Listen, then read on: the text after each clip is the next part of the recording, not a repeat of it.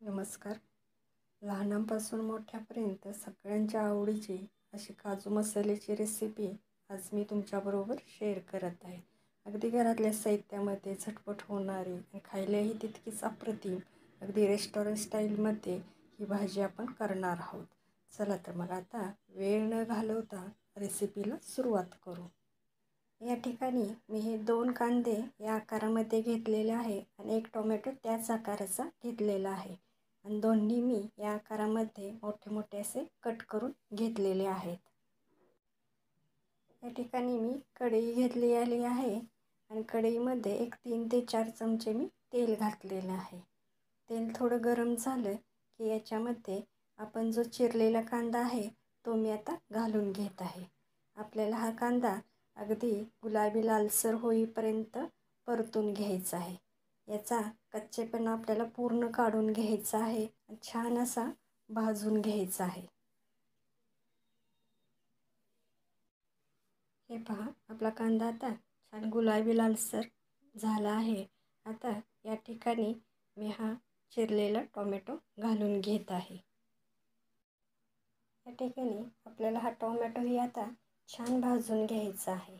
अगदी टोमॅटो मऊ झाला पाहिजे यासाठी मी याच्यावरती झाकण ठेवून 1-2 मिनिटाची याला छान वाफ आणणार आहे. हे पहा, 2 मिनिटानंतर तुम्ही पाहू शकता आपला टोमॅटो छान मऊ झाला आहे आणि छान भाजलाही गेला आहे.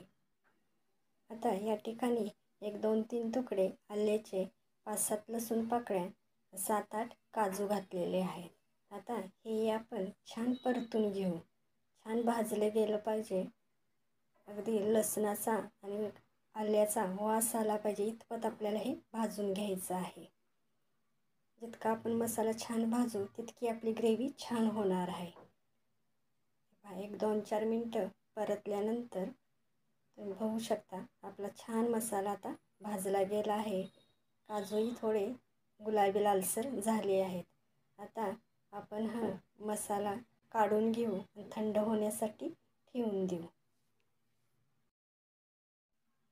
आता याच कढईमध्ये मी 1 मोठा चमचा साजूक तूप घातलेलं आहे आणि तूप थोडं वितळल्यानंतर याच्यामध्ये साधारण 50 ग्रॅम काजू घातलेले आहेत. या ठिकाणी मी हे अख्खे काजू घेतलेले आहेत. तुम्ही याचे तुकडे करून घातले तरीही हरकत नाही. आता हे मी अगदी लालसर होईपर्यंत परतून घेणार आहे. हे पहा, अगदी छान आपले लालसर गुलाबी झाले आहेत. आता ते मी काढून घेत आहे.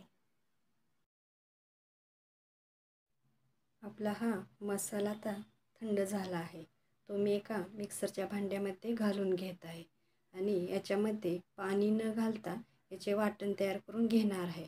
जर आवश्यकता वाटली तर थोडं पाणी घातलं तरी काही हरकत नाही.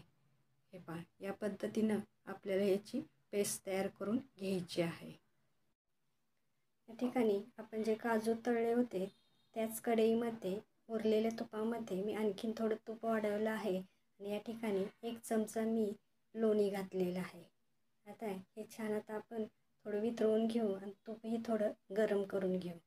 हे दोन्ही छान गरम झालं की याच्यामध्ये आपण जे वाटलेला मसाला आहे, जी ग्रेव्ही आहे ती आता आपण घालून घेऊ आणि तीही छान आता आपल्याला तेल सुटेपर्यंत परतून घ्यायची आहे.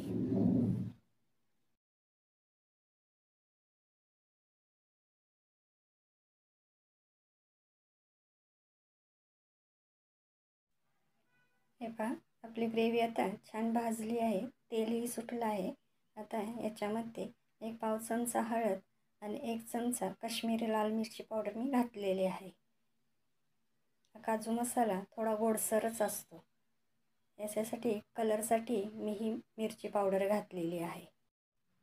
पण या ठिकाणी तुम्हाला जर आवडत असेल तर तिखट घालून हा मसाला कमी जास्त तुम्ही तिखट करू शकता.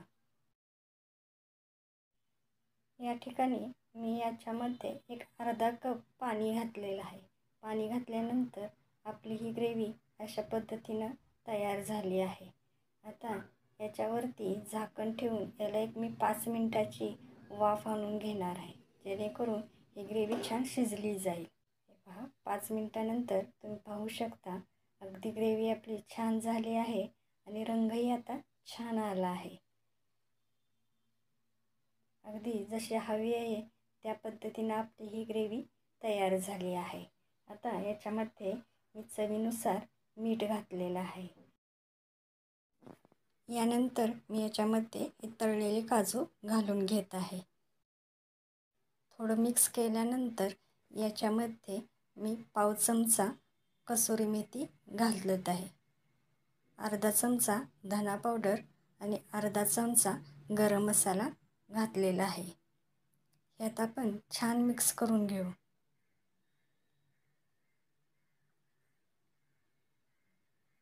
हा मसाला थोडासा आपल्याला घट्ट वाटत आहे.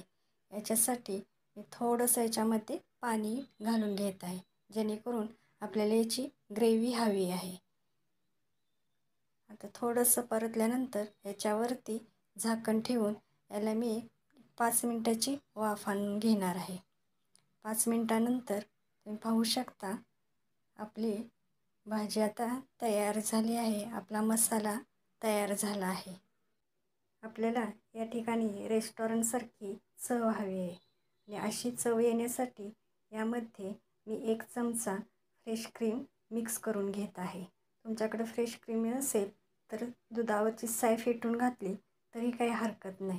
याच्यामुळं छान टेस्ट येते याला आणि अगदी रेस्टॉरंटसारखा फील येतो. या ठिकाणी आपला हा काजू मसाला आता तयार झाला आहे. आपण आता सर्विंग बाउलमध्ये काढून घेऊ. तुम्हाला माझी ही रेसिपी कशी वाटली कमेंट करून नक्की सांगा. माझ्यासाठी काही सूचना असतील तर आवर्जून सांगा. माझ्या चॅनलला लाईक करा, सबस्क्राईब करा, आपल्या माणसांसोबत हा व्हिडिओ शेअर करा, बेल आयकॉनला क्लिक करा व माझ्या ह्या नवीन परिवाराचा भाग व्हा. धन्यवाद.